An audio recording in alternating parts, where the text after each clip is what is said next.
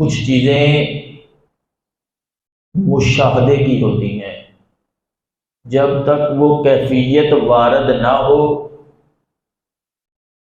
وہ علم باطن علم ظاہر کی شکل نہ اختیار کرے، تو وہ سبب بن جاتا ہے بہت ساری چیم گوئیوں کا۔ مولا کائنات علی المرتضیٰ شیر خدا رضی اللہ تعالی عنہ فرماتے ہیں کہ لوگوں کی عقلوں کے مطابق گفتگو کرو، یعنی جو عقل سے اوپر بات جائے گی اس کی سمجھ میں آئے گی نہیں، جب اس کی سمجھ میں نہیں آئے گی تو وہ اس کا انکار کر بیٹھے گا، اور بہت ساری چیزوں کا انکار جو ہے وہ انسان کے لیے مشکلات کھڑی کر دیتا ہے، اور سب سے بڑی مشکل یہ ہے کہ اس بندے کا ایمان ہی برباد ہو جاتا ہے۔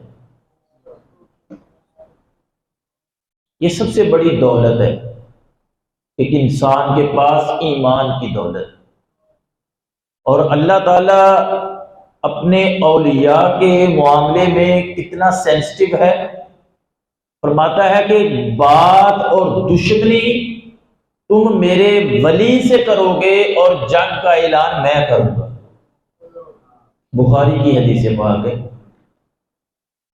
اور اسی طرح اولیاء کے معاملے میں تو دو گروہ ہو گئے، ایک گروہ تو اتنی شدت کا مخالف ہوا، نہ قرآن سمجھ میں آیا نہ حدیث سمجھ میں آئی، اور اولیاء کا، کرامت اولیاء کا، فضیلت اولیاء کا انکار کر بیٹھے۔ وہ برملا طور پر داتا علی حجویری، غوث الورا، بابا فرید الدین گنج شکر یا کسی ولی کا نام لے لیا جائے تو ان کے ماتھے پر پریشانی، پسینہ، بدن پر کپ کپی اور عجیب سی وہ الجھنوں کا شکار ہو جاتے ہیں۔ اور دوسرا گروہ وہ ہے جس نے نہ آؤ دیکھا نہ تاؤ دیکھا، نہ نماز نہ روزہ نہ حج نہ زکوٰۃ نہ مسجد نہ محراب نہ ذکر، اب وہ اس طرف نکل گئے، وہ اولیاء کے مخالف ہو گئے، یہ شریعت کے باغی ہو گئے۔ علم اگر طریقت کا نکلے گا تو وہ بھی قرآن و سنت سے نکلے گا، جو بھی عقیدہ نکلے گا وہ قرآن و سنت سے نکلے گا تو ہم اس کو قبول کریں گے۔ اور اہل سنت و جماعت یہ وہ جماعت ہے جس نے ہمیشہ عقیدہ گڑا نہیں ہے بلکہ قرآن و حدیث سے پڑھ کے بیان کیا ہے۔ آج کل نیا دور ہے، جدید، اور ایک تو ہمارے اوپر یہود و نصارہ حملہ آور ہے اسلام کے اوپر، کچھ اندر کے غدار ہیں جن کے ہاتھ میں یہ سوشل میڈیا آ گیا، بیان ریکارڈ کیا، اپلوڈ کر دیا، کوئی مخالفت میں کوئی حمایت میں بیان، وہ نئی جنگ، نہ تصوف کا پتہ۔ میں تو آج کل حضور غوث پاک کی کتاب فتوح الغائب وہ پڑھ رہا ہوں، آپ کو بھی اگر کوئی موقع ملے تو آپ غنیۃ الطالبین پڑھ لیں، یا بے شمار آپ نے تصنیف لکھی ہیں۔ یقین جانیں جو لوگ اعتراض کرتے ہیں یا جو آپ کے حق میں، دونوں گروہ اگر حضور غوث پاک کی ایک کتاب پڑھ لیں اور ہضم کر لیں، اللہ انہیں قادری ہونے کا شرف عطا فرمائے۔ اب مسئلہ کہاں پہ آیا؟ ہم قرآن نہیں پڑھتے، ہم حدیث مبارکہ نہیں پڑھتے۔ اس کا نتیجہ کیا نکلا کہ دین جہاں سے سیکھنا چاہیے تھا وہاں سے ہم دین سیکھتے نہیں، وہاں سے سیکھا نہیں تو انجان ڈرائیور جو ہے وہ انجام کیا ہوگا؟ وہ گاڑی ٹھوک دے گا کسی نہ کسی جگہ پہ، گاڑی کا بھی ستیہ ناش اور اپنا بھی ستیہ ناش۔ یہی حال آج کل امت کا ہے۔ ہم سوشل میڈیا سے دین لے رہے ہیں، اور کثرت کے ساتھ ہماری نوجوان نسل جو ہے وہ بگڑتی جا رہی ہے۔ آج آپ سے بھی اگر سوال کیا جائے کہ عقائد اہل سنت کیا ہے، تو میرا خیال ہے کوئی ایک آدھ شاید کھڑا ہو کے بتائے کہ ہمارے عقائد کیا ہیں، جو سیکھنا فرض ہے۔ نہیں سیکھتے، کاروبار، دنیا داری، اس کو سیکھا بھی، کمایا بھی، بوڑھے بھی ہو گئے، نوجوان نسل تو ویسے ہی اس طرف آ رہی۔ تو بھائی جب ہم قرآن پڑھیں گے تو کہیں پہ انبیاء کی شانوں کا تذکرہ آئے گا، کہیں اللہ کے ولیوں کی شانوں کا تذکرہ آئے گا۔ یہ نہیں، ہم تو الحمدللہ محبوب کریم کے صدقے بڑی اعلیٰ امت ہیں۔ اللہ نے تو بنی اسرائیل اور دوسرے ولیوں کا تذکرہ بھی قرآن میں بیان کیا ہے۔ اب بتائیے اللہ کو کیا ضرورت تھی کہ پچھلے لوگ اور ان کا تذکرہ اللہ قرآن میں کرے؟ بہت پہلے کے اللہ کو یاد کرنے والے۔ دیکھو بات یہی ہے کہ جو اللہ کا ہو کے مرے گا، اللہ اس کو دنیا میں بھی زندہ کرے گا، آخرت میں بھی زندہ کرے گا۔ کفر کے دور میں چند نوجوانوں کے دلوں میں ایمان پختہ کر دیا اللہ تعالیٰ نے، بادشاہ کی ظلم جبر، یہاں تک کہ وہ ایک غار میں چلے گئے۔ اب جب غار بڑا کھلا تھا، کشادہ تھا، چاہیے تو تھا کہ بس ٹھیک ہے ہم اس کی مخلوق ہیں، ہمارا کام ہی عبادت کرنا ہے، تو انہوں نے کون سا بڑا کام کیا؟ کفر سے نکل کے عبادت ہی کی نا۔ نہیں، اللہ تعالیٰ کسی کی محنت کو ضائع نہیں فرماتا۔ اللہ تعالیٰ نے ان سے اتنا پیار کیا کہ ان کا تذکرہ اپنی آخری کتاب قرآن کریم کے اس سورہ کہف میں رکھ کے تا قیامت پڑھے تب بھی ثواب ہے، اور اگر اس کو سمجھ لے تب بھی ایک نیا ذوق آتا ہے۔ اللہ ارشاد فرماتا ہے کہ وہ جو میرے بندے تھے نا، میں نے انہیں نیند ان پہ طاری کر دی۔ فرمایا وَتَرَى الشَّمْسَ إِذَا طَلَعَتْ، اب سورج جب نکلتا ہے نا، تو سورج جب ان کے غار کے منہ کے اوپر جاتا ہے تو میں حکم دیتا ہوں ذات الشمال، سورج اپنا راستہ تبدیل کر لیتا ہے، جھک جاتا ہے دائیں طرف۔ اللہ فرماتا ہے جب سورج نکلتا ہے تو میں حکم دیتا ہوں ذات الشمال، دائیں طرف جھک جاؤ۔ وجہ کیا ہے کہ جب سورج اوپر جائے گا، دھوپ پڑے گی، تو جو سونے والے ہیں وہ سونے والے عام بندے نہیں، وہ میرے بندے ہیں، میرے پیارے ہیں، میرے ولی ہیں، تو ان کو دھوپ تکلیف نہ دے، میں حکم دیتا ہوں کہ دائیں طرف جھک جاؤ۔ اب اس غار کے دو منہ تھے، کشادہ تھا، ادھر سے سورج نکلا، ادھر سے دھوپ پڑنی ہے، اور فرمایا جب وہ غروب ہوتا ہے بائیں جانب جھک جاؤ۔ اب یہ سورج اللہ تعالی کے بندوں کا حیا فرماتا ہے۔ مولا مشکل کشا شیر خدا کی نماز رہ گئی تھی، سورج کو واپس آنا پڑا تھا۔ اگر ملتان چلے جائیں تو پوچھو گرمی کیوں ہوتی ہے؟ کہتے شاہ شمس تبریز نے بوٹی کو بھنا تھا، نکالا کسائی سے بوٹی لی۔ اب مجھے بتاؤ بوٹی تو ہاتھ میں پکڑی ہے، تو بوٹی بھن گئی، یہ جسم کی بوٹی کیسے بچ گئی؟ نہیں سمجھ آئی؟ بھی اب آگے دے قریب کرو، ہاتھ نہ پھاڑ کے بوٹی، تو بوٹی بھی پوجے گی تو ہاتھ بچ جائے گا، پوجے گا نا۔ تو فرمایا جی اس جگہ سورج حیا فرماندہ تے میرے ولی شاہ شمس تبریز واسطے بھی سورج حیا فرماندہ۔ اچھا اس سے آگے چلے جائیں، فرمایا کہ بروز قیامت جب اللہ کے بندے جہنم سے گزریں گے نا، ویسے روایات میں آتا ہے کہ جہنم گناہگاروں پر لپٹے گی، ان پر ایسے جیسے کوئی جانور درندہ دوڑتا ہے، اس طرح ان کے اوپر لپٹے گی، دوڑے گی، اور فرشتوں نے لگاموں سے پکڑا ہوگا۔ لیکن جب اللہ کے بندے گزر رہے ہوں گے تو جہنم عرض کرے گی اے بندہ مومن تو ذرا جلدی گزر جا، تیرے نور کی وجہ سے میری آگ ٹھنڈی ہو رہی ہے۔ ذرا سمجھ لیں کہ سورج ہے کیا۔ ایک تو دو طرف یہ جھکا، دائیں طرف اور بائیں طرف۔ سورہ یاسین میں اللہ تعالیٰ ارشاد فرماتا ہے اس کا چلنا والشمس تجری لمستقر لہا، یہ سورج ایک مدار کے اندر چل رہا ہے، ذالک تقدیر العزیز العلیم، یہ عزیز علیم رب کی تقدیر ہے کہ اللہ فرما رہا ہے کہ یہ جو سورج چلتا ہے نا، نکلتا ہے اور غروب ہوتا ہے، یہ کیا ہے؟ تقدیر، یہ میری تقدیر ہے۔ تو پتا چلا جو اللہ کا بن جاتا ہے وہ دعا نہ بھی کرے، بس اللہ کے قرب کا مقام پالے تو اللہ تو 2 دفعہ روزانہ اس کے لیے اپنی تقدیر کو تبدیل فرما دیتا ہے۔ تو جب وہ ہاتھ اٹھا کے مانگیں گے تب اللہ ان پہ کتنا کرم فرمائے گا۔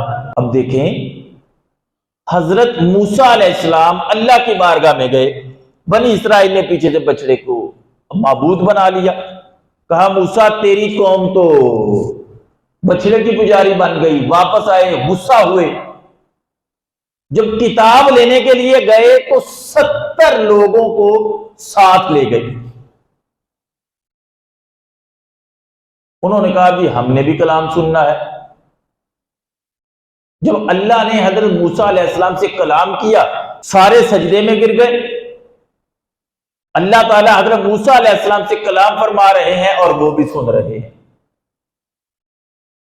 کلام سنا تو کہنے لگے جی ہم تو ایمان نہیں لائیں گے، تو دیکھ کے ایمان لائیں گے۔ جیسے گستاخی کی، بجلی کڑک یا زلزلہ آیا، تمام کی موت واقع ہو گئی۔ حضرت موسیٰ علیہ السلام سجدے میں پڑ گئے، گریہ کیا، زاری کی، مولا یہ تو بنی اسرائیل کے معتبر بندوں کو لے کے آیا تھا، وہ تو پہلے مخالف ہے، اب میں جاؤں گا واپس تو وہ تو کون میری بات مانے گا، تو مہربانی فرما۔ تو حضرت موسیٰ کی دعا سے اللہ تعالیٰ نے 70 بندوں کو زندہ کر۔ حضرت عیسیٰ علیہ السلام ان کے متعلق وہ خود کہتے ہیں میں مردوں کو زندہ کرتا ہوں، میں شفا دیتا ہوں۔ شفا کون دیتا ہے؟ شرک ہوا کہ نہیں؟ لیکن قرآن تو کیا، قرآن معاذ اللہ شرک کی تعلیم دیتا ہے؟ بھائی طاقت اللہ دیتا ہے، طاقت اللہ دیتا ہے، بندہ اگر اپنی طرف نسبت بھی کرے تو وہ نسبت مجازن ہوگی۔ فرماتے ہیں میں مادرزاد اندوں کو شفا دیتا ہوں، میں مردوں کو زندہ کرتا ہوں، میں برس والے کو ٹھیک کر دیتا ہوں، لیکن کس طرح؟ بِإِذْنِ اللہ، جو اللہ نے مجھے طاقت دی ہے اس کے ساتھ میں کرتا ہوں۔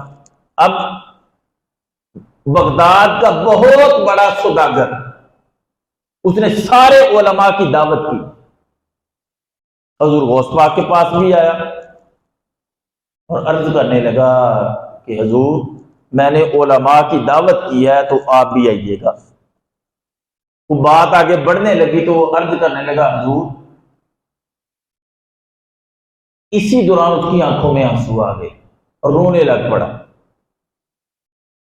حضور غوث پاک انکار نہ فرما سکے، کہا ٹھیک ہے میں آؤں گا، کیونکہ جب امیر بندہ روتا ہے، جب بڑا بندہ روتا ہے تو وہ اندر سے بڑا ٹوٹا ہوتا ہے۔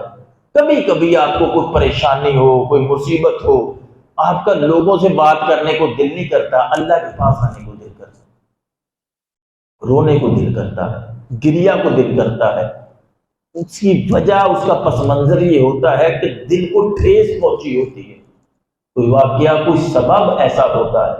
اب جب اس کی آنکھوں میں آنسو گرے نا، اتنا امیر، اتنا سوداگر آدمی، اور آنکھوں میں آنسو، حضور غوث پاک فرمانے لگے میں آؤں گا۔ آپ اس کے گھر دعوت پہ گئے، جا کے دیکھا، جب آنے لگے تو قریب اس نے ایک صندوق لا کے رکھ دیا۔ جب صندوق رکھا، اس کو کھولا تو کیا دیکھتے ہیں؟ ایک بچہ صندوق کے اندر ہے، دونوں پاؤں سے بھی معذور ہے، دونوں ہاتھوں سے بھی معذور ہے، حرکت بھی نہیں کر سکتا۔ وہ کہنے لگا حضور ایک ہی بیٹا ہے، اتنی جائیداد کا اکیلا وارث ہے، اب میں کیا کروں؟ اللہ نے دیا ہے، اب یہ اپاہج ہے، تو آپ اللہ کے نیک بندے ہیں، آپ مہربانی فرمائیں۔ حضور غوث اعظم نے وہ طاقت استعمال کی، اور وہ طاقت کیا ہے؟ فرمایا کہ دعا مومن کا ہتھیار ہے۔ مصلی بچھایا، گریا کیا، اللہ کو منایا، کہا یا اللہ یہ کس نے بات ڈالی تھی کہ تو عبد القادر کو دعوت دے؟ مالک یہ بات بھی تو اس کے دل میں تو نے ڈالی تھی نا، تو اب تو مہربانی فرما، تو نہیں فرمائے گا تو کون فرمائے گا؟ تو نہیں کرم کرے گا تو کون کرے گا؟ کہتے ہیں حضور غوث پاک کے ہاتھ منہ پہ بعد میں پھرے تھے، بچہ پہلے ٹھیک ہو گیا تھا۔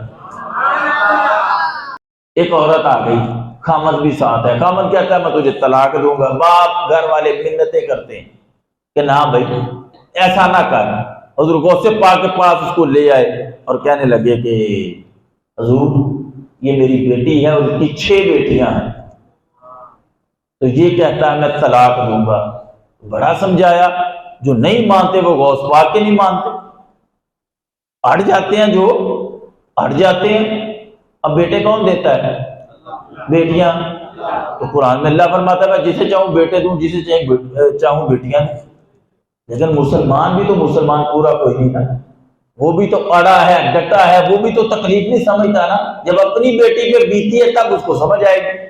لیکن پھر باپ اور بیٹی، بیٹیاں بڑا مجبور کر دیتی ہیں، بیٹی کا درد بیٹی کا باپ سمجھ سکتا ہے، جب بندے پہ اپنے پہ بیتی ہے اس کو سمجھ آتی ہے۔ خیر وہ آ گئے اور پھر آ کے کہنے لگے آپ اللہ کے بندے ہیں، عبد القادر تو مہربانی کر، تو مہربانی کر، حال کوئی نہیں۔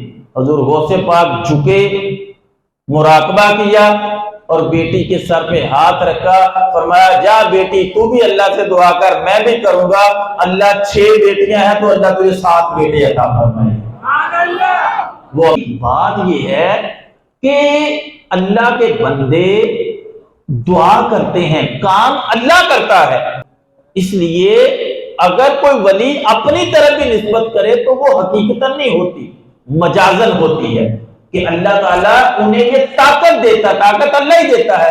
تو لہٰذا کبھی بھی اس وسوسے میں آ کے اولیاء کی بے ادبی سے، اور میں اکثر اپنے محبین سے کہا کرتا ہوں کہ جس بات کی نہ سمجھ لگے وہاں پر خاموش ہو جانا بہتر ہے۔ غوث پاک پیدائشی ولی تھے، اس کے باوجود بھی انہوں نے پڑھا، اور آپ کو پوچھا گیا کہ آپ کو کب پتا چلا آپ ولی ہیں؟ فرمایا جب میں مکتب میں پڑھنے جاتا تھا تو فرشتے میرے ساتھ جاتے تھے، اور وہاں پر جا کر دیگر طلباء سے کہتے تھے اٹھ جاؤ اللہ کا ولی آ گیا ہے، اس کو جگہ دو۔ 26 سال آپ نے علم ظاہر پڑھا، اور 20 سال آپ نے یہ پیری مریدی تصوف کو پڑھا، 46 سال۔ اس کے باوجود آپ تقریر نہیں کرتے تھے، آپ نے 51 سال کی عمر میں، 10 سال ہو گئے تھے آپ کو پڑھاتے ہوئے، 51 سال کی عمر میں آپ نے تقریر شروع کی ہے، 90 سال آپ نے عمر پائی ہے، اور آپ اکیلے نہیں، آپ کی 12 نسلیں محدث ہوئی ہیں۔ کتنی؟ امام ابن حجر جو حدیث کے امام ہیں، ان کی سند آگے تک حضور غوث پاک کی پوتی، حضور غوث پاک کے بیٹے شیخ عبد الرزاق کی بیٹی سعادہ بنت عبد الرزاق کے ذریعے آگے پہنچتی ہے۔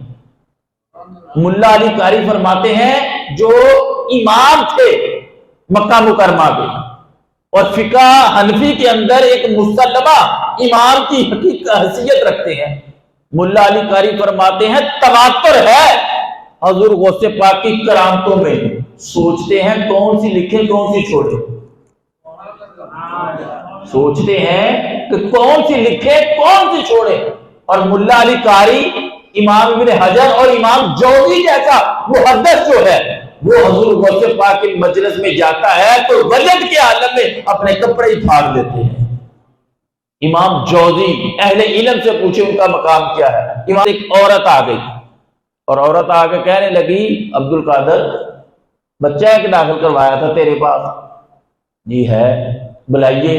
ماں ملنے آئی تو ماں نے دیکھا تو ماں تڑپ گئی، ماں تڑپ اٹھی۔ ہوا کیا؟ جو اچھا خاصا موٹا بچہ چھوڑ کے گئی تھی وہ دبلا پتلا ہو گیا، کمزور ہو گیا۔ اب حضور غوث پاک بھنے ہوئے مرغ کے ساتھ روٹیاں کھا رہے تھے۔ پہلے 20 سال حضور غوث پاک فرماتے ہیں میں نے پتے بھی کھائے ہیں۔ کیا؟ پتے بھی کھا کے گزارا کیا۔ اور آپ کی والدہ نے جو 40 دینار دیے تھے وہ آتے بغداد کے فقراء میں تقسیم کر دیے۔ اور وہ وقت بھی آیا کہ شاہانہ لباس اور مرغ بنا ہوا کھا رہے ہیں۔ یہ کوئی عام پیر فقیر روایتیں نہیں کر رہا، امام ملا علی قاری بیان کر رہے ہیں کہ عورت نے جب تھوڑا سا بات کو طول دیا تو آپ نے فرمایا کہ بی بی چپ کر۔ جو مرغ کی ہڈیاں تھی ان کے اوپر ہاتھ پھیرا، فرمایا اللہ کے حکم سے اٹھ جاؤ۔ ہڈیوں کے اوپر ماس آیا، مرغا بنا اور دوڑ گیا۔ فرمایا بی بی جب تیرا بیٹا بھی اس قابل ہو جائے گا وہ بھی مرغ ہی کھائے گا، وہ بھی مرغ ہی کھائے گا۔ ابھی یہ مقام نہیں آیا۔ اب جب یہ بات آتی ہے کرامتوں کی تو ہمارے سنی بھی تھوڑا سا دائیں بائیں دیکھتے ابھی یہ کہاں سے آ گیا۔ حضرت عیسیٰ کی والدہ حضرت مریم فرماتی ہیں کہ جب میں یہ عیسیٰ میرے پیٹ میں تھے، اگر میں لوگوں سے باتیں کرتی، خواتین سے باتیں کرتی تو یہ اکیلے اپنے ذکر میں لگے رہتے، اور جب کوئی بھی نہیں ہوتا تھا میں اپنے بیٹے کے ساتھ باتیں کیا کرتی تھی، وہ میرے ساتھ باتیں کیا کرتا تھا۔ اب حضرت مریم کون ہے؟ تو نبی تو عورتیں ہوئی کوئی نہیں، تو پھر یہ کیا ہوئی؟ ولیہ۔ تو ہے کون سا؟ بنی اسرائیل۔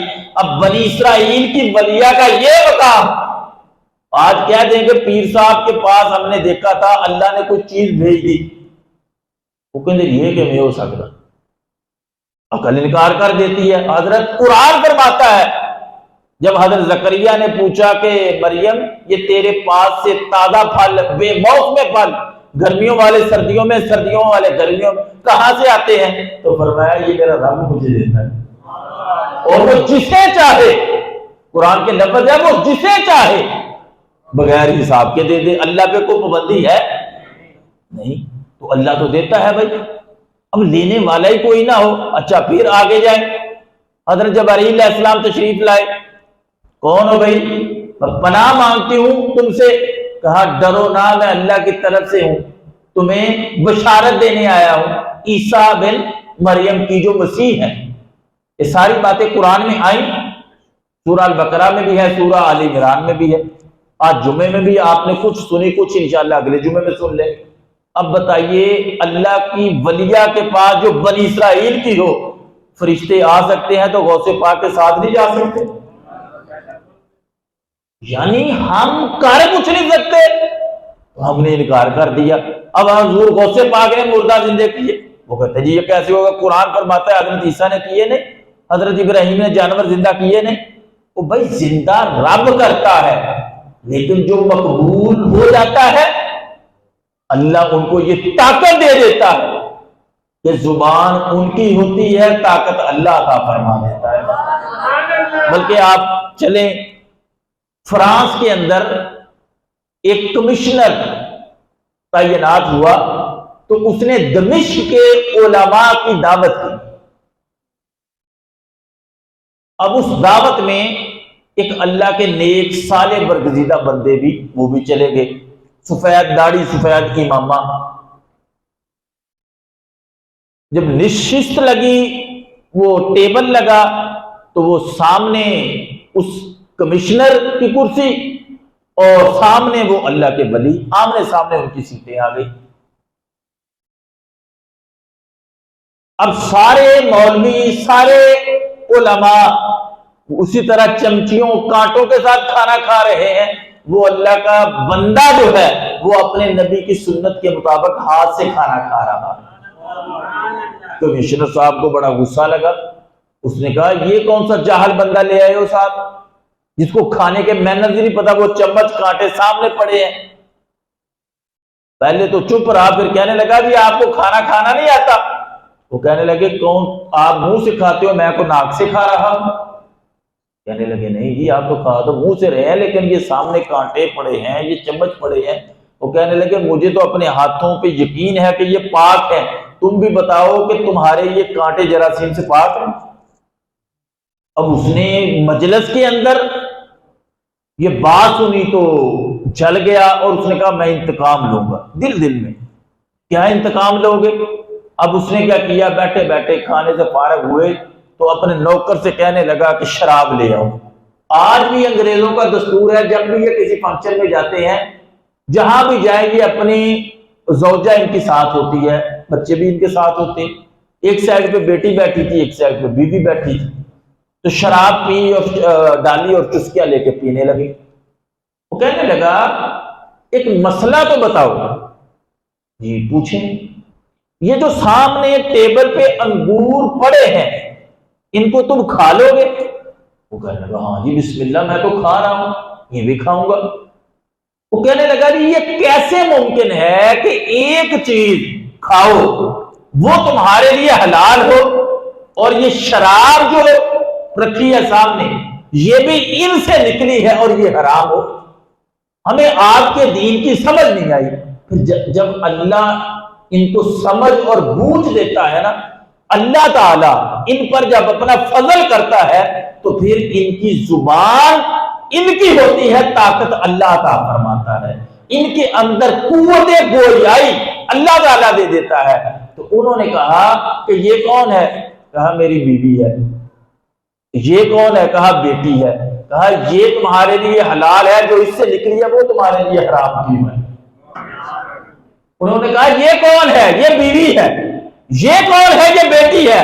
کہا تم مجھے مسئلہ سمجھاؤ، یہ تمہارے لیے حلال ہے تو بیٹی بھی تو اسی سے نکلی ہے، یہ تمہارے لیے حرام کیوں ہے؟ اس نے کہا مجھے سمجھ آ گئی، محمد کے جو غلام ہے وہ یورپ میں ہو یا برصغیر میں ہو، وہ عرب میں ہو یا عجم میں ہو، جو سنت الہیہ اور سنت مصطفی کے پیکر ہوتے ہیں، اللہ انہیں ہر جگہ پر عزت عطا فرماتا ہے۔ آج ہماری ذلیل رسوا بوسنیا میں، چچنیا میں، کشمیر میں، فلسطین میں اس لیے ہے کہ ہم نے اپنے رب کو بھی چھوڑ دیا اور رب کے رسول کو بھی چھوڑ دیا۔ سلسلہ قادریہ، شیخ عبد القادر جیلانی کی تو بہت بڑی شان ہے، ایک عام سلسلہ قادریہ کے بزرگ تھے۔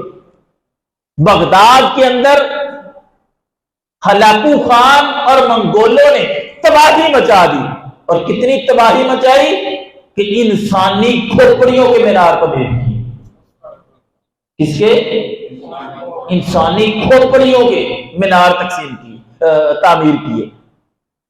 اس عالم میں دیکھیں بہت سوکھی بات ہے اس مسجد میں بیٹھ کے تقریر کرنا، اور ظالم بادشاہ اور پھر کافر بادشاہ اس کے سامنے تو بولنا یہ کسی مرد حق کا ہی کام ہے۔ اور ان کی ڈیوٹی کیا لگی کہ ہلاکو خان کا پوتا جو اس وقت یہاں پہ حاکم ہے، سردار اعلیٰ ہے، اس کے پاس جانا ہے اور اس کو تبلیغ کرنی ہے۔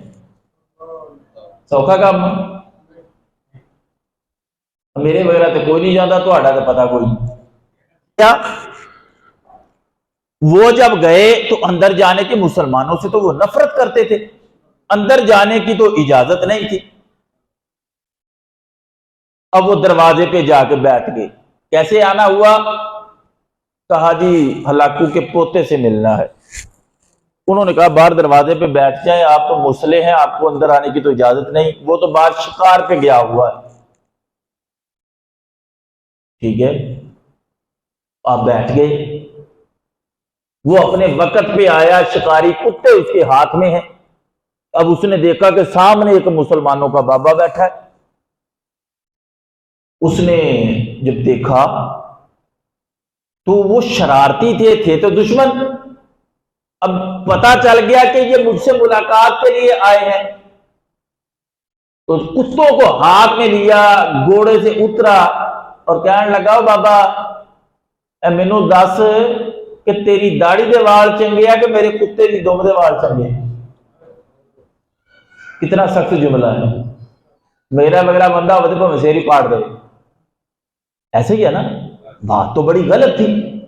اب ان کی ڈیوٹی تھی اور یہ کوئی آر خالی بھی نہیں تھے، اللہ نے انہیں عطا بھی کیا ہوا تھا، حکمت بھی تھی، دانائی بھی تھی.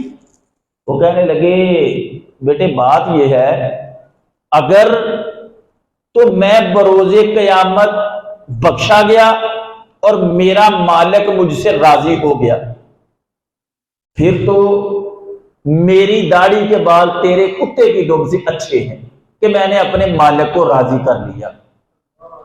اور اگر بروز قیامت میرا مالک مجھ سے ناراض ہو گیا اور مجھے جہنم میں پھینک دیا، تو ظاہری بات ہے پھر تیرے کتے کی دم کے بال مجھ سے اچھے ہیں، کیونکہ تیرا کتا تیرا وفادار تو ہے نا، کتا مالک کا وفادار ہے، تو پھر تو مجھ سے اعلیٰ ہے. اگر میں اپنے مالک کا وفادار ہوا تو بیٹے میں تیرے کتے کیا تجھ سے بھی اعلیٰ ہوں گا. جب اس نے یہ مدبرانہ جملہ سنا تو کہنے لگا بابا تو میرے نال اندر آ رہا. اندر لے گیا، بات ہوئی، مہمان خانے میں ٹھہرایا، اسلام کے متعلق گفتگو کرتا رہا. کتابوں میں لکھا ہے کہ سورج طلوع ہونے سے پہلے وہ منگول تھا، کافر تھا، اور جب سورج غروب ہونے سے پہلے اللہ نے اس کو ایمان کی طاقت عطا فرمائی. یہ ہے نگاہ ولی میں وہ تاثیر دیکھی بدلتی ہزاروں کی. امام ابن حجر فرماتے ہیں کہ غوث اعظم کے 70,000 مجمع میں کتنے 70,000 مجمع میں جس بندے کو جیسی آواز پہلے آتی تھی پچھلی صف والے کو بھی اسی طرح آواز آیا کرتی تھی، اسی طرح آواز آتی تھی. بھائی ایک یحییٰ بن نجاح بہت بڑے بزرگ ہیں، وہ کہتے ہیں سانو تو ہوں نا بھی سانو 10-20 کہنے دیتے، 100-50 200 2000 5000 کہنے دیتا. وہاں پر محدثین فرماتے ہیں لوگ آتے تھے، حضور غوث پاک واز کرتے تھے، کوئی 10 بندے ادھر سے اٹھ کے توبہ کر رہے ہیں، کوئی 10 بندے اٹھ کے ادھر سے توبہ کر رہے ہیں، کوئی ادھر سے رو رہا ہے، کوئی ادھر سے. فرماتے ہیں کہ اتنے بندے حضور غوث پاک کی مجلس میں آتے، توبہ کرتے. یحییٰ بن نجاح بہت بڑے شیخ ہیں، وہ کہتے ہیں اس وقت کاؤنٹنگ کا زمانہ کوئی نہیں تھا، نہ تو ڈیجیٹل تسبیح تھی، تو وہ ایک دھاگا ساتھ لے گئے اور مقصد یہ تھا کہ جب بھی ایک اٹھ کے توبہ کرے گا تو میں اس کو گرا لگا دوں گا، پھر ایک اٹھے گا میں پھر گرا لگا دوں گا. گھر آ کے کاؤنٹنگ ہو جائے گی کہ کتنے بندوں میں. جلال تو وہاں پر مجلس میں موت ہوتا تھا. وہ کہتے ہیں کہ میں جب گرا لگاتا تو گرا تو لگے 1-2 اٹھے، سینکڑوں بندے اٹھتے اور توبہ کرتے، تو میں نیچے منہ کر کے ادھر ادھر کر کے گرا لگاتا. تو حضور غوث پاک نے واز کو چھوڑا اور میں دور بیٹھا تھا، میری طرف توجہ کی، فرمایا یحییٰ میں لوگوں کی دلوں کی گرے کھول رہا ہوں، تم لگا رہے ہو، میں کھول رہا ہوں تم لگا رہے ہو، وہ خیال کرو. بھائی حضور غوث اعظم شیخ عبد القادر جیلانی حسنی والحسینی آپ فرمایا کرتے تھے دنیا ایک بازار ہے. کیا ہے؟ دنیا ایک بازار ہے اور جلد از جلد یہاں سے خریداری کر لو، اس کے بند ہونے سے پہلے پہلے خریداری کر لو. پھر فرمایا رکو، دھیان سے سودا خریدنا، جو آج خریدو گے کل اسے بیچنا بھی پڑے گا. فرمایا اگلی بات دھیان سے سنو، جو خریدا ہے وہ بیچو گے تو غور اور دھیان سے سودا خریدنا. جو یہاں خریدا ہے بیچنا پڑے گا. کس کو بیچنا پڑے گا؟ بروز قیامت اپنے مالک کو بیچنا پڑے گا. تو وہ سودا جھوٹ کا نہ ہو، غیبت کا نہ ہو، ریا کا نہ ہو، چغلی کا نہ ہو، عجب کا نہ ہو، خود پسندی کا نہ ہو. فرمایا وہ گریا کا ہو، وہ آنسوؤں کا ہو، وہ قرآن کا ہو، وہ درود پاک کا ہو، والدین کے ادب و احترام کا ہو. فرمایا یہ دنیا بند ہونے سے پہلے اس بازار کے بند ہونے سے پہلے کمائی کر لو.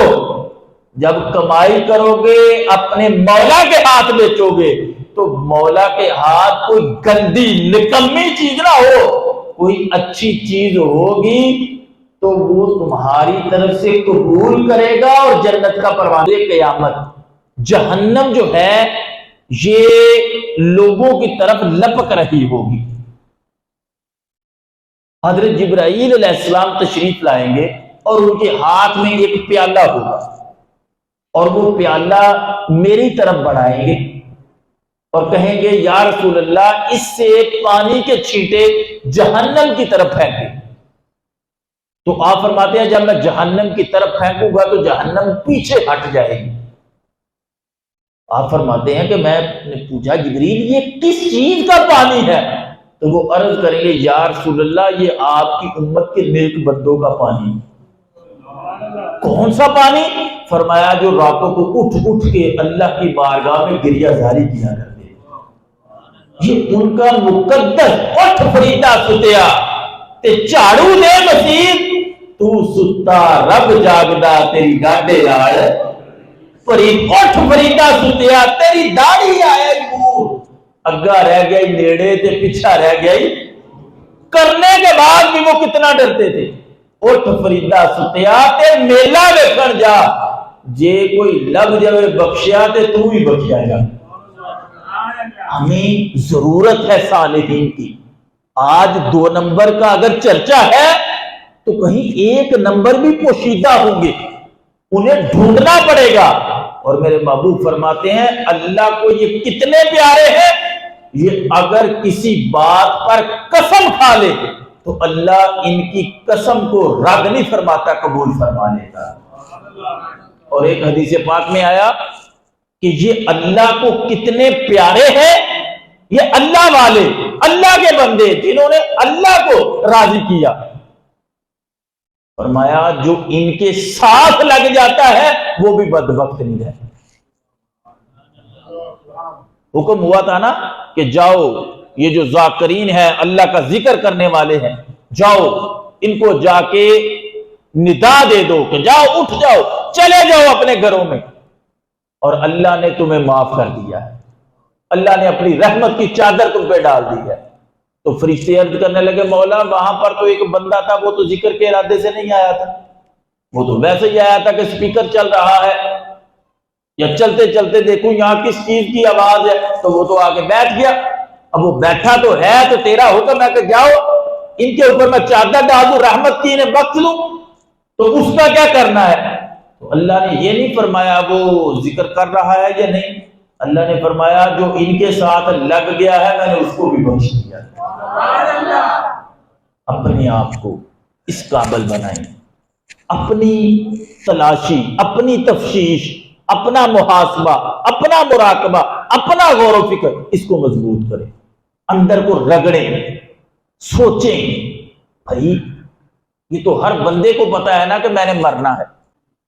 شوکت بھٹی صاحب اور بہت سارے بندے میرے ذہن میں آ رہے ہیں اسی مسجد کے، اور اپنی سراؤنڈنگ میں نظر دوڑائیں، ہمارا داماد، ہماری بیٹی، ہمارے بیٹے، ہمارے والدین، ہمارے چچا، ہمارے تایا، ہمارے ابو چلے گئے.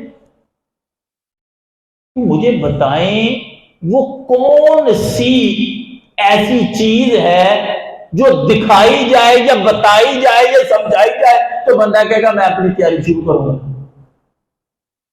اشفاق صاحب جانتے ہیں زاویہ والے بابا اشفاق کو؟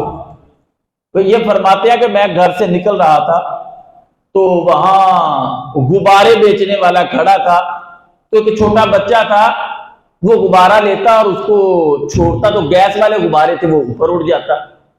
تو بچہ پھر پوچھتا کہ یہ پیلا بھی اڑتا ہے؟ وہ کہتا اڑتا ہے، وہ پھر اس کو 1 روپیہ دیتا، اس کو چھوڑتا، تو بچے کی کھیل بن گئی۔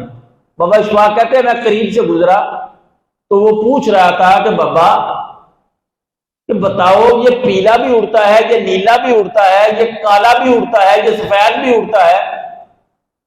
تو اشفاق صاحب قریب گئے، بچے کو کہا بیٹے نہ نیلا اڑتا ہے، نہ پیلا اڑتا ہے، نہ سفید اڑتا ہے، نہ کالا اڑتا ہے، جس کے اندر کچھ ہو وہی اڑتا ہے، جو خالی ہو پھونک کر کے نیچے آتا ہے۔